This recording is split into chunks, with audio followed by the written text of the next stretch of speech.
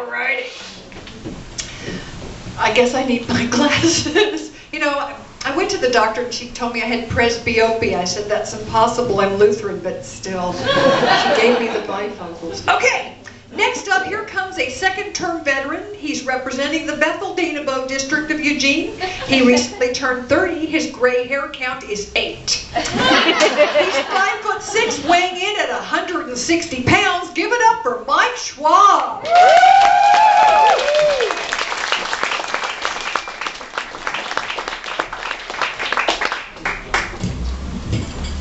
All right, here goes nothing. Ah, crap, I already forgot what I was going to say. They said now that I turned 30, this is the kind of thing that'll happen.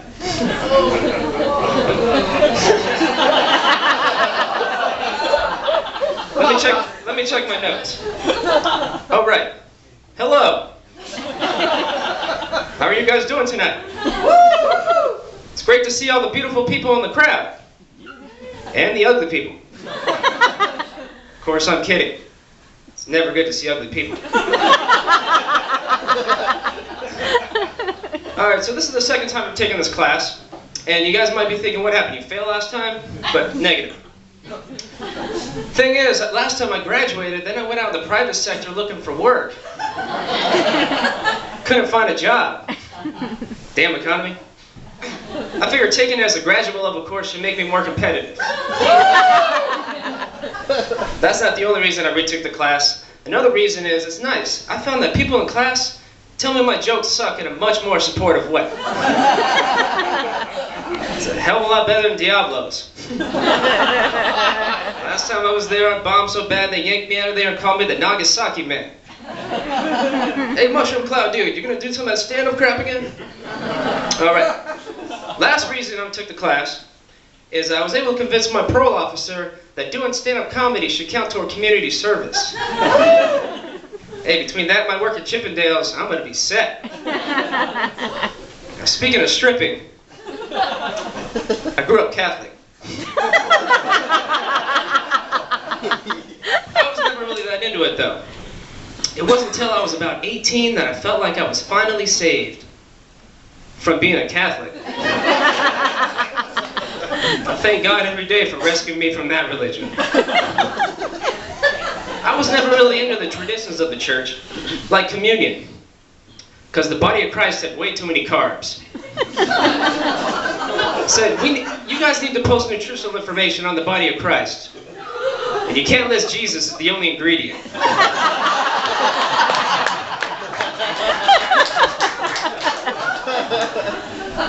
Another thing that was weird about it is that it seemed like we were always moving. Like we were sitting, standing, kneeling. I found out that all this motion was really important to combat the biggest challenge of Mass. Staying awake. For me, that was a lost battle most of the time. You guys know what I'm talking about with that head bob thing? I get that all the time. Falling asleep, you know what I mean? It made sense when a doctor was checking out my neck the other day and said, Mike, you grew up Catholic, didn't you? I confronted the priest about that and said, hey, Father, I know we need to deal with the sleeping issue. He said, what? I said, headrests. Our necks aren't getting the support they need.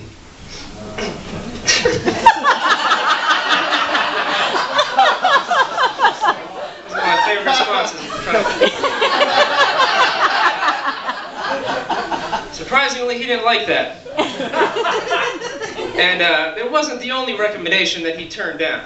In fact, here are my top 4 recommendations that he, for some reason, said no to. Number 4, how about serving the body of Christ in the form of chicken wings and pepperoni pizza? I'm telling you, kids would love body of Christ parties over at Chuck E. Cheese's.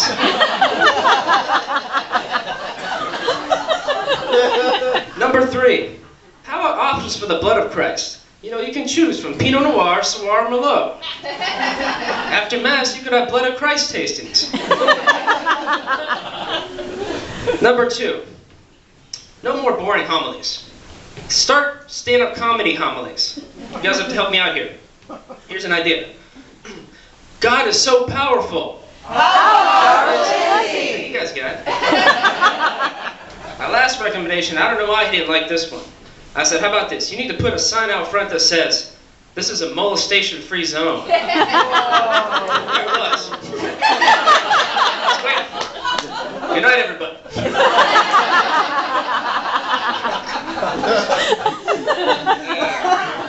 Where was that?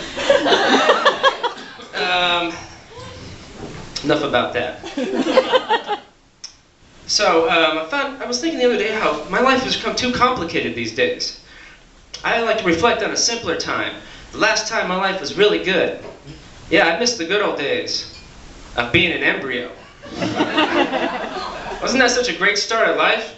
Like, no burdens, no responsibilities. Then what happened? Became a fetus. I don't know about you guys, but for me, being a fetus sucked. Boy, did it suck. It's like way too cramped, boring as hell, and worst of all, shitty cell phone reception. When you go to get your unborn baby a cell phone plan, do not go through AT&T. You get like 1 bar on a good day. Anyway, I finally busted out of there, and as you can tell from my elbows, I was born in the Philippines. I'm sure that's the first thing you thought when you saw my elbow. Anyway, now, jumping ahead, I don't really remember what happened between when I was born and preschool. It must have been all the weed. Preschool was weird for me, because I was good at some things, but I sucked at others. For example, I was good enough to test out of blocks. But man, I couldn't pass finger painting to save my life. I just could never express myself through that medium. Skip that one. Skipping ahead. I don't like the direction of that joke. Kindergarten. Now, kindergarten, I did well in kindergarten. How well, you say? How well? So well, I was class valedictorian. Woo! I'd like to bring back my graduation speech. You guys don't mind.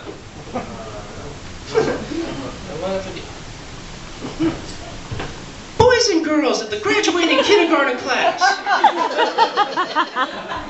We went through some hard times this year, didn't we? There were moments of frustration, trying to figure out if it was red or orange, green or blue. What number comes after 5? I'm trying to understand that elemental isn't actually one letter.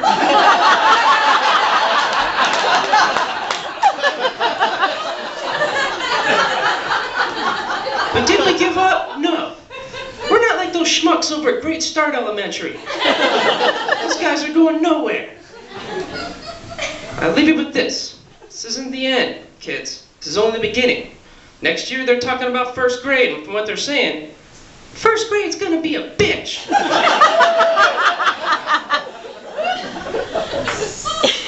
All right, one more thing I want to leave you guys with is a little part of a poem about Eugene that I've been writing. If you guys don't mind a little poetry. So here it goes. It's a poem about Eugene. I couldn't think of a good title, but I did once I listened to my heart. It's called A Poem About Eugene. And this is where I start. By the way, I meant to mention that about 2.5 years ago, I decided I wanted a big move. I wanted to move outside of the country. So I packed my shit up and I moved to Eugene.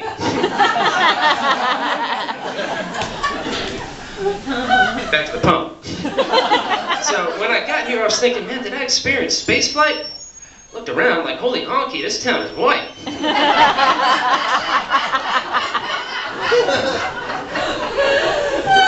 I went to an M's baseball game where I saw a nice catch. Freaking Eugene. Everyone was doing yoga at the 7th inning stretch. I would like to see them do this. I went over to the Springfield Mall. I was thinking, this place kind of smells like butt. They call it the Gateway Mall. I'm like, man, gateway to what?